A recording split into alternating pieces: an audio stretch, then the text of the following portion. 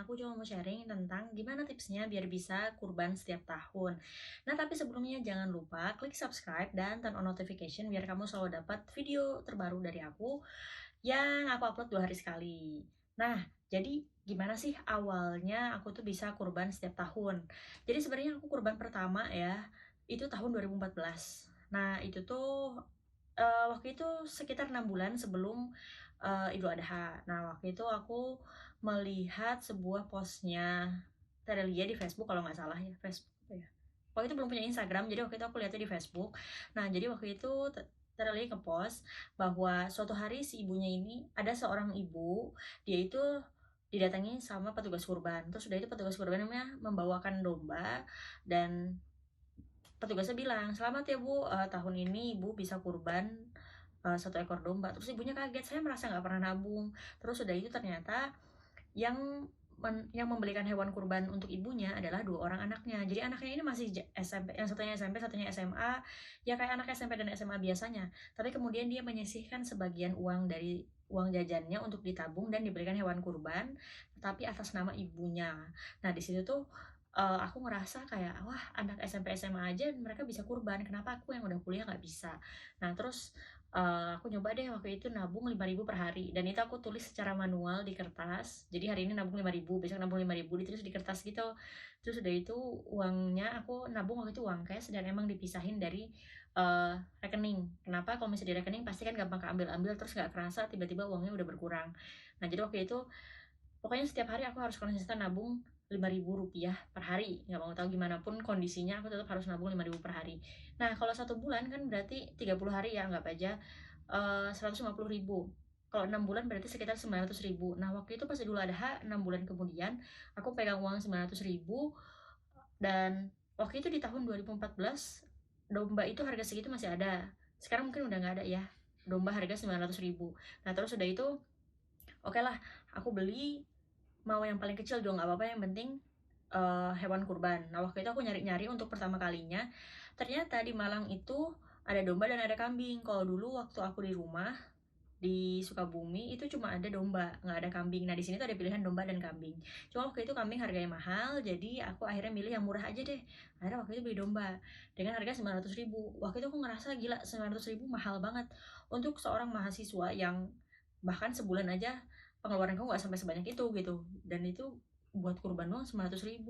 Ini udah setara harga kosan plus makan gitu dalam 1 bulan, lebih malah ya, nggak lebih sih ya, kurang lebih segitulah, kosan plus makan dalam 1 bulan, dan itu cuma buat kurban aja. Terus nggak tahu, ya udahlah nggak apa, ini kurban pertama kali, ya udah aku beli domba, udah nggak peduli ukurannya segede gimana.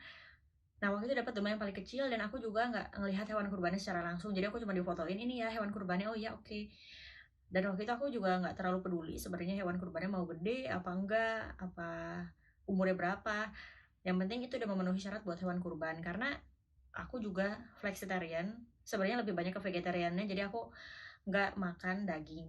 Udah sekitar 10 tahun terakhir nggak makan daging gitu. Nah, oke. Jadi aku nggak terlalu peduli, nanti kira-kira rasa daging-dombanya enak apa enggak, karena aku juga nggak mau makan dagingnya sama sekali. Nah, jadi waktu itu setelah kurban pertama, aku mikir kalau misalnya tahun depan aku mau kurban lagi, kayaknya harga domba nggak sama seperti tahun sebelumnya kan, biasanya naik dan nggak mungkin turun sih. Terus aku mikir, ya udahlah kalau misalnya nabung dari H-6 bulan, gimana kalau misalnya nggak cukup uangnya? Akhirnya aku mikir, ya udahlah nabung dari sekarang aja. Jadi waktu itu aku nabung untuk kurban kedua di tahun depannya adalah dari H-12 bulan. Nah, terus, ya udah nabung, terus udah itu pas tahun depannya aku akhirnya bisa beli domba yang kalau nggak salah waktu itu harga satu satu sampai 1,2 apa 1,5 juta gitu. Karena kan punya waktu lebih banyak ya buat nabung. Nah, udah itu di tahun ketiga dan selanjutnya, itu kayak ngerasa gampang banget mau kurban. Jadi kalau misalnya sebelumnya aku harus nabung gitu ya, dicatat setiap hari. Di tahun-tahun selanjutnya, itu bahkan, kayak di tahun 2020 ini ya, kan nggak kerasa kayak tiba-tiba mau Idul Adha, terus udah itu banyak yang promo, banyak ya notif iklan-iklan gitu buat, "Ini promo hewan kurban," gitu. Nah, tahu kayak gitu, "Oh iya ya kurban ya bentar lagi," ya udah, nyari deh hewan kurban berapa harganya. Dan tiba-tiba aku tuh sering banget kayak gitu, ya udah mau kurban nih, tiba-tiba ada project masuk, ada orderan masuk dan tiba-tiba punya uang dan tiba-tiba bisa berkurban. Jadi kalau misalnya teman-teman nih sekarang mau mulai kurban kayaknya susah banget deh. Susah itu paling 1 atau 2 tahun pertama, tapi setelah itu gampang banget. Pernah kalau misalnya teman-teman lihat videoku yang tentang quarter life crisis, jadi tahun 2016 itu tahun terberatku, yang habis lulus aku tuh nggak punya kerjaan. 2016 2017 lah, lulus waktu itu nggak punya kerjaan dan sempat nggak bisa makan juga.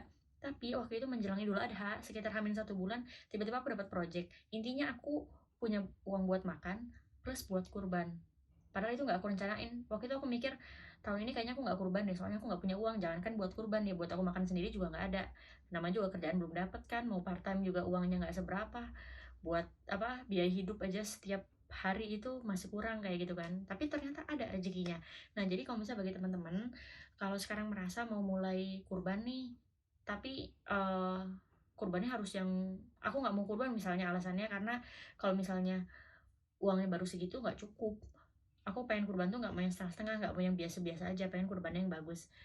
Pokoknya nggak apa-apa sih, niatnya sangat baik, tapi jangan sampai dengan karena aku mau kurban yang domba yang misalnya harganya 2 jutaan atau 3 jutaan, atau mungkin mau kurbannya pertama kali adalah sapi yang harganya belasan juta ya. Kalau misalnya dengan pengen ngejar harus sesempurna itu, kamu nggak akan pernah mulai berkurban. Coba misalnya mulai dari yang paling kecil dulu. Aku sampai sekarang masih belum bisa kurban sapi yang harganya belasan juta sih. Nah tapi ya nggak apa, kurban pertamaku juga 900.000 gitu. Nah kalau misalnya teman-teman mau nyoba lebih baik seperti itu saja. Nah ya aku juga nggak masalah sih sebenarnya. Alasan pertamaku nggak terlalu mempermasalahkan ukuran hewan kurbannya besarnya seperti apa, kualitas premium, super atau lain sebagainya, karena aku memang nggak memakan daging.